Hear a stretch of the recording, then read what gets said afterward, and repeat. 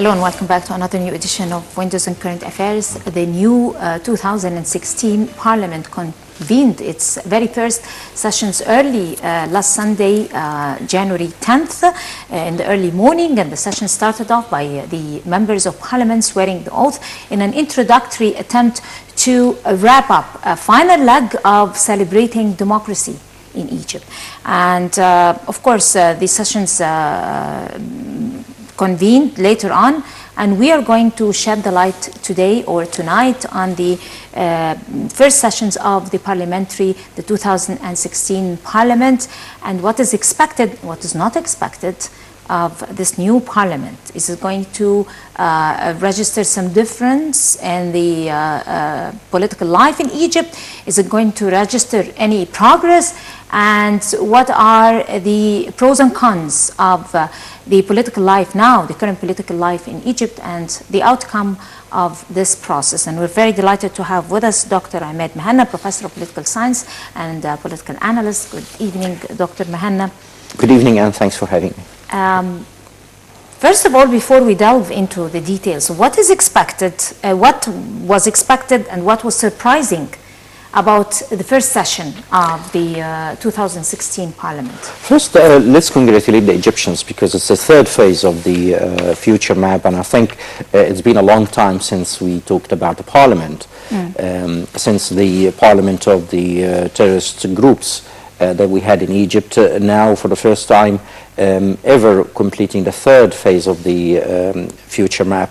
And I think a lot is expected from the 2016 Parliament. First of all, I think is to endorse all laws that were basically issued by the former President Adli Mansour and the current President Abdel Fattah al-Sisi, and probably we're talking about over 300 laws that basically Egypt requires at the most importance to complete its development towards a better economy in terms of reducing the deficit, looking at the number of strategic plans that were put forward, like the administrative reform, as well as the number of projects coming out from the investment profile that was put forward by the government. So I think we're going to see quite a lot in the next few weeks to come. As I said, we just hope step number one is to endorse all laws that were issued, and we've got no choice really. All these laws must be issued and endorsed by the government, sorry, by the Parliament. And from there on, we're going to be looking at very strong cooperation between the new government, whether it's going to be formed by the Parliament and the current Parliament, in terms of implementing the mega plan of Egypt that includes more than 24 mega projects and a lot of other issues that Egypt requires urgent attention.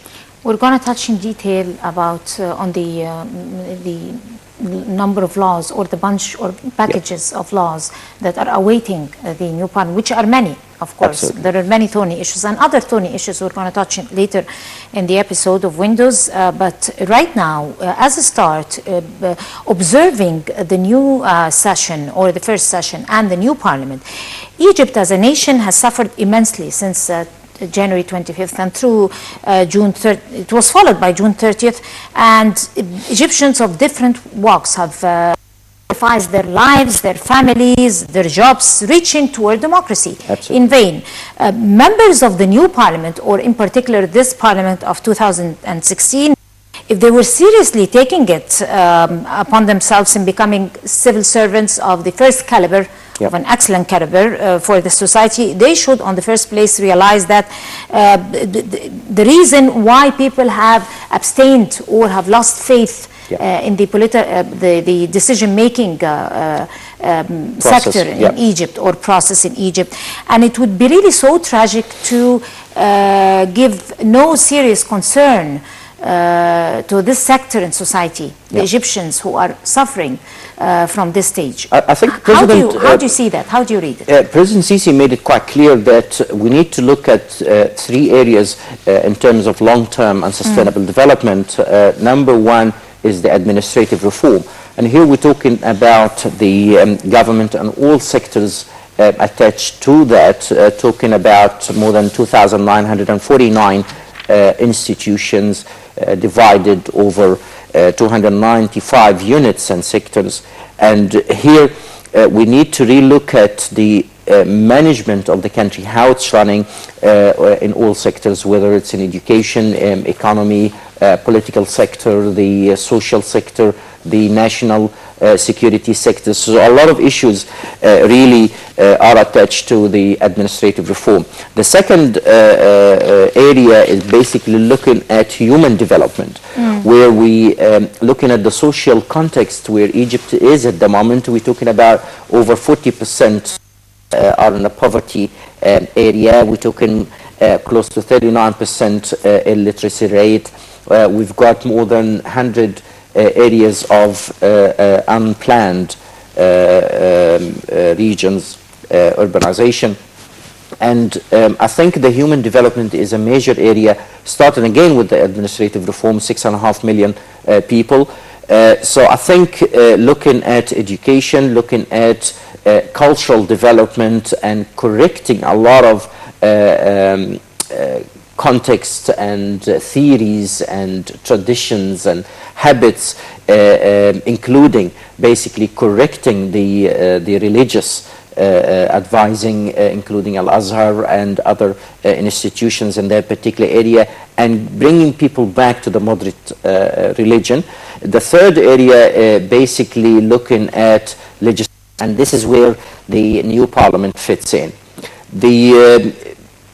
Over the past 5 or 6 decades, I think Egypt really developed a number of probably hundreds of packages of laws that a lot of them need to be corrected. A lot of them are old and obsolete. A lot of them are contradicting. So I think what President Sisi really highlighted here, and he already established a committee or started a committee of legislation correction, where we saw the Law 18 for 2015 of the administrative reform, took defined law for investment, other laws for labor, a lot of laws, talking about more than 300 laws. So I think the parliament will play a vital role in taking Egypt to the next level in a development on all levels, whether economic, social or political. So definitely the cooperation here between the head of the states, President Sisi, the parliament, as well as the government, I think we require very strong cooperation and integration in efforts to be able to correct a lot of rules and regulations that are running the country. And we've seen objections to a number of laws, like the unified law. We've seen objections to the terrorism law. So a lot of these laws will have to be relooked at in the light of the process of basically running the Watching the 2016 first sessions unfold, do you really see a renewal of the political elite in Egypt, or not yet?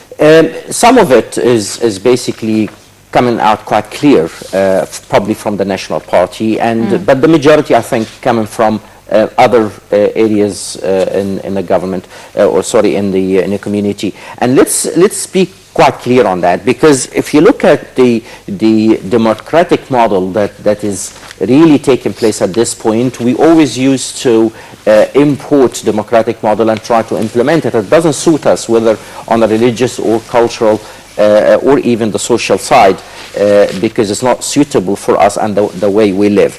But I think Egypt, for the first time, particularly after June 30th, for the first time, we're building our own democratic model where we allow people to participate in voting a lot more.